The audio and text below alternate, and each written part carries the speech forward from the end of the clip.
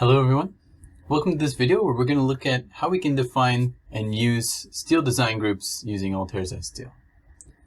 In this example we're going to be working with the following structure. You can see that it is a guide supported steel transmission tower, and we've got a couple different sections defined. It's also supported by cables, as you can see, which isn't really relevant to this video.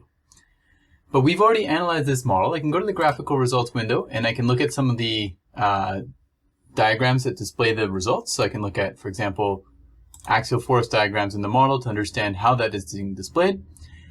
Really, the importance of this is to illustrate that we have different demands in different parts of our structure, and we may want to have them designed in different design groups because of that.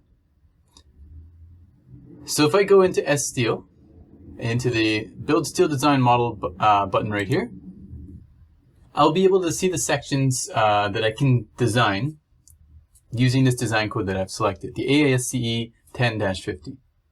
Now this concept isn't unique to one specific design group, or design code rather, but what it allows us to do is essentially group members together that may share the same section and group them and design them together, meaning that if one of those sections in that design group is higher stress than its neighbors in that same design group, the worst case loading for that member will govern the section size for all of the elements in that design group. So there may be reasons why you want to filter out certain members from your design group or perhaps modify them to what you have. I'm actually going to start this in the design input window.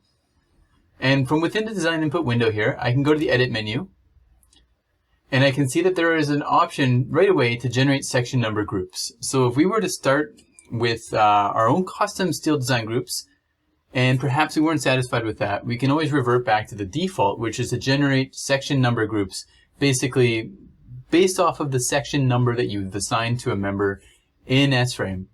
That data will come over to S-Steel to dictate which member belongs to which design group. It has to share the same section number as the other members in that group. Now I can actually view the design group data here. If I go to the design model under the view menu, here I have the option to turn on the display of my group names. So I'll just toggle this on right now. And let me just toggle off the display of my rendered steel shapes for now. And I'm going to zoom in just on one portion of my model. And you can see here that I've got two different sections in this area, section 1 and section 2. Section 1 is for the more for our chords, and section 2 is for our web elements. Now if I wanted to change these names, because these aren't very descriptive right now, I could certainly do that. I can just unselect the elements and then select one of the elements that I want within the design group of interest. So I selected this web member here for section 2, and we have this option to select all the members in that same design group. So I'll just left click on that option, and you can see here it's selected all of my web members but none of the chord members. And the reason I might want to do this is here I can go in and define a subset of sections to study, and this allows me to essentially go in and give this a name. So I'm just going to call this web section, and I can choose during the design optimization which members might be contributing or be available to S-Steel to select from when it's optimizing that section. I can just stick with all of them for now. And you can see when I made that modification, we now see that new design group name there. Let's do the same thing for our chord members as well. So I'll go back to the selection tool, select our chord member, and we can toggle the display of all the members in the group, or selection of all the members in the group. And with that, let me just right click again, and here I'm going to call this chord members, and I'll click OK, and we can see them both rendered with the correct names there. Now what I can do is run a design, and I'm going to select all of my members. So I'll just go select all. And it's going to select all the members that are available to design. And then I'm just going to click on the design button and design for this one single load combination I have in the model.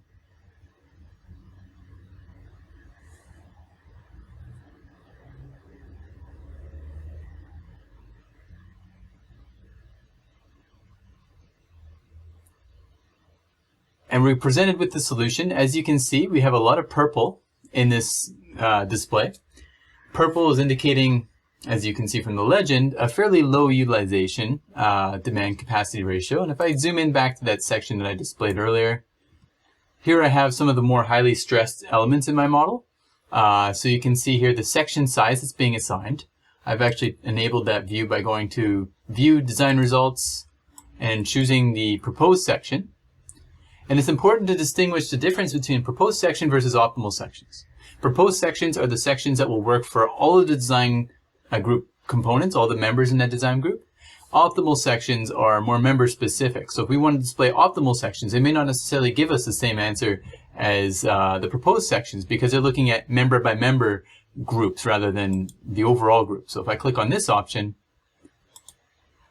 you may see some differences. I didn't do a good job of comparing the before and after, but it is possible that we could get some discrepancies there. So it's always good to just compare the two if that wasn't your intention. Then you go back here and just change this back to proposed sections. And if we notice here in this situation that this member, if I just right click and go to code details, I can see that it's governed by axial load and slenderness. So we can see the utilization for slenderness is actually quite high. We may decide that this section belongs in its own group. So perhaps what I could do is sort by or select by different criteria. If I wanted to do that, I could just unselect all and I'll go to the select menu and say I want to select based off of a result. So I'm going to select from any of the members for a utilization ratio that is bound by 0.7 and 1.5. I'll click OK.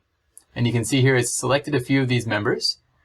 And what I can do now is I can say, you know what, I want to add this to its own design group. So I'm going to go into the design input window. And you may notice right away here that I'm getting everything displayed again, which wasn't my original selection set. But here I can go into the select menu and I can say, let's just keep the same selection as I had for the design results window. So here I've gone through and I've selected that, and I'll just turn off the display of all the other elements so I can make this a little bit more clear.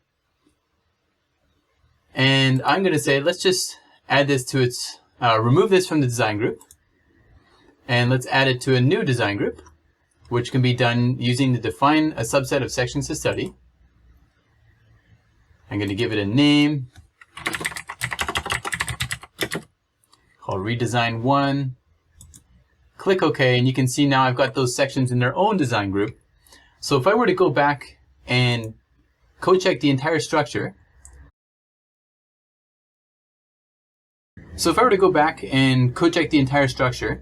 I would get different results potentially for those members that were in the refined design group than I would for the rest of the members. Because they have a higher utilization, normally they're driving the selection choice for the rest of the members in that group.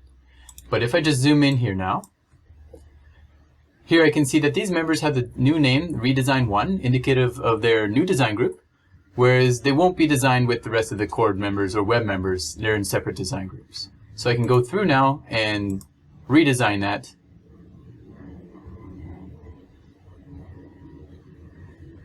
And I'm getting new utilization ratios. And as you can see, it's likely gone down a section size from the original selection. So I have some different colors here with the smaller section that it could utilize based off of my new refined design groups. So I may get a lighter structure out of this, which I can always compare between the key results for the original model and the refined model. If you'd like more information about designing with STL, we encourage you to check out these other videos or attend one of our training courses, which are available on demand for you from the Altair Learning System.